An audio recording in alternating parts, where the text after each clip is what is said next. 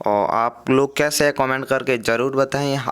और हम देख रहे थे क्लास 10th की एसएसटी का ज्योग्राफी का चैप्टर नंबर 1।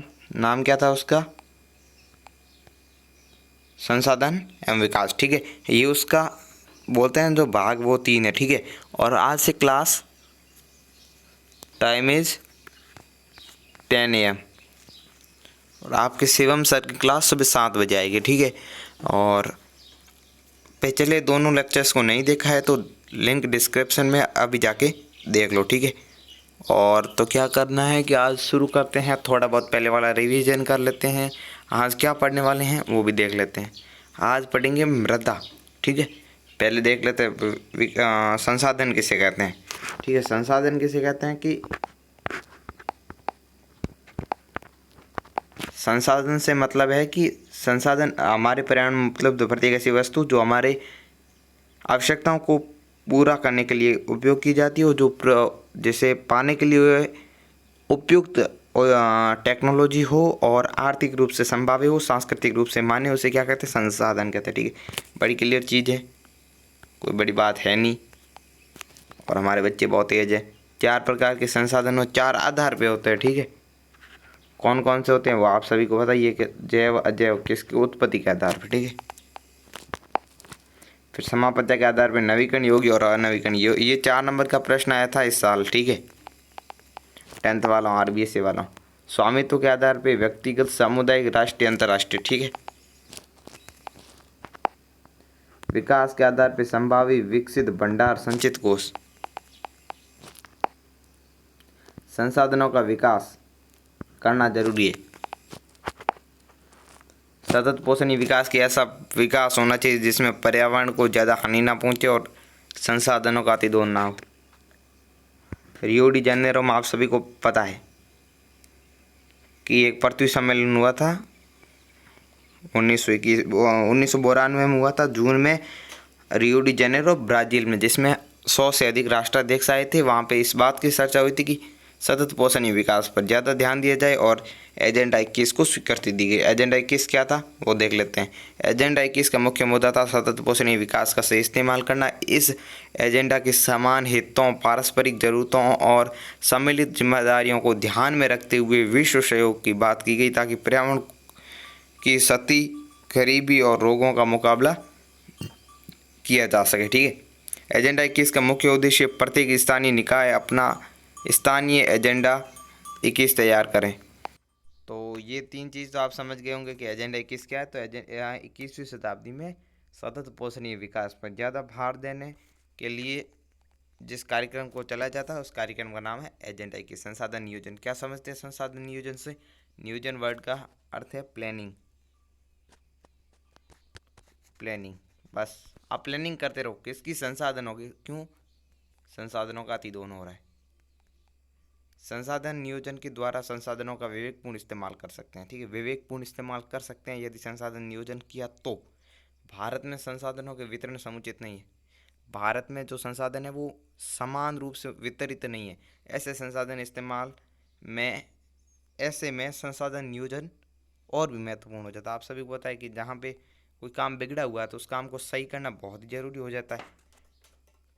कुछ राज्यों में प्रचुर मात्रा में खनिज तो कुछ में संसाधनों का अभाव है। ठीक है, अब एग्जांपल लेते हैं कि संसाधनों में उड़ीसा, झारखंड का ले लेते हैं। झारखंड में बहुत खनिज है। ठीक है, और कुछ में अभाव है। जैसे अभाव के लिए मेघालय ले लेते हैं। और झारखंड में खनिज का प्रचुर भंडार लिखना था, ये प्रचंड भंडार लिख लिया, लेकिन वहाँ पेयजल और अन्य सुविधाओं का अभाव है।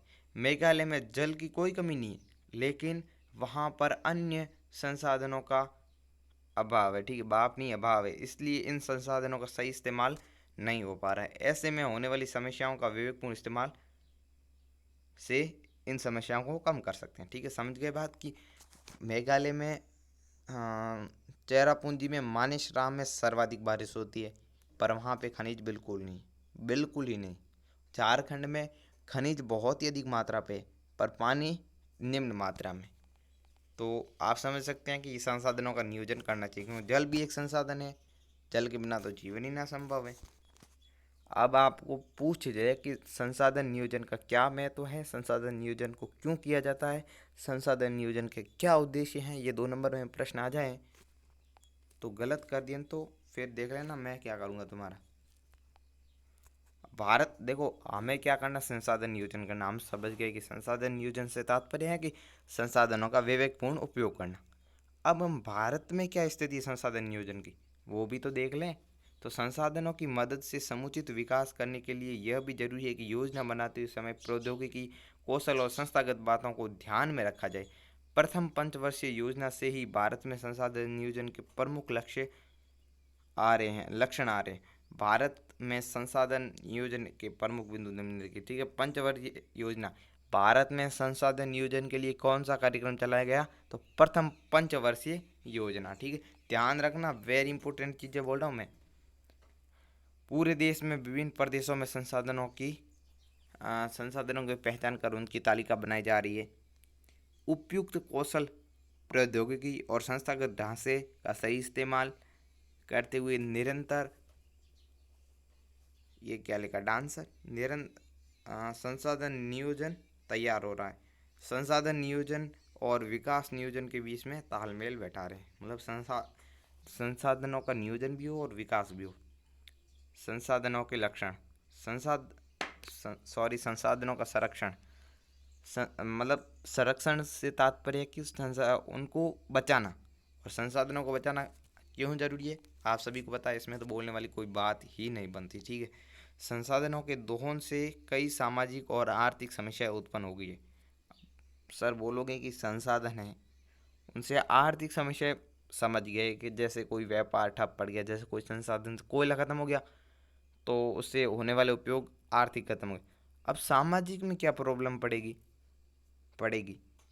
आप देख के देखो, सोच के देखो, आपको पता चलेगा। ये बहुत इंपॉर्टेंट है। गांधी जी का मानना था कि आधुनिक टेक्नोलॉजी और शोषणात्मक प्रवृत्ति की दुनिया संसाधनों का क्षय का कारण है। गांधी जी अत्यधिक उत्पादक के खिलाफ थे और उनकी जन समुदाय द्वारा उत्पादन की वकालत करते थे। गांधी जी ने संसाधन के संरक्षण पर अपनी चिंता इन शब्दों में व्यक्त की। ये जो शब्द है ये आपके बड़ा प्रश्न भी बन सकता है, 2 नंबर का तो बन सकता है, 1 नंबर का भी आ सकता है, तो ध्यान रखना, ठीक है। कि हमारे पास हर व्यक्ति की आवश्यकताओं पूर्ति करने के लिए बहुत कुछ है, लेकिन किसी की लालच की संतुष्टि के लिए कुछ नहीं है।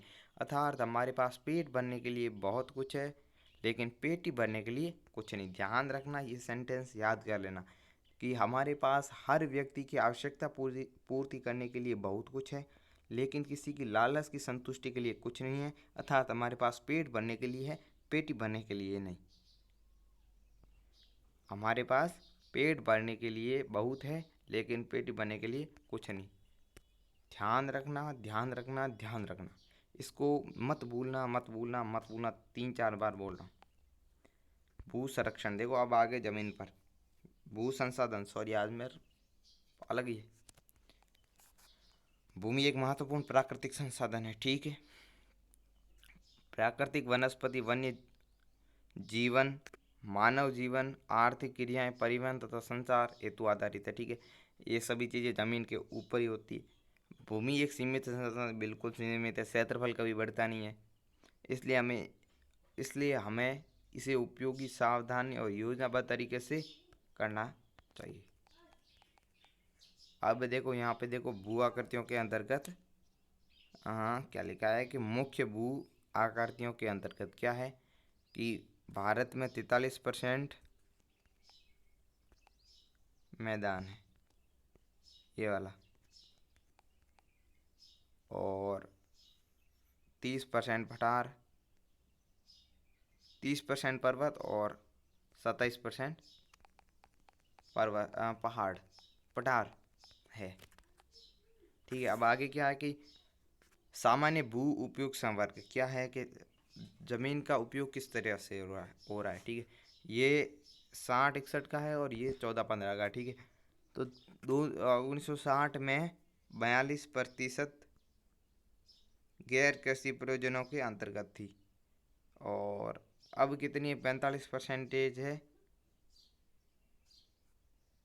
अब बोया हुआ क्षेत्र 45% है।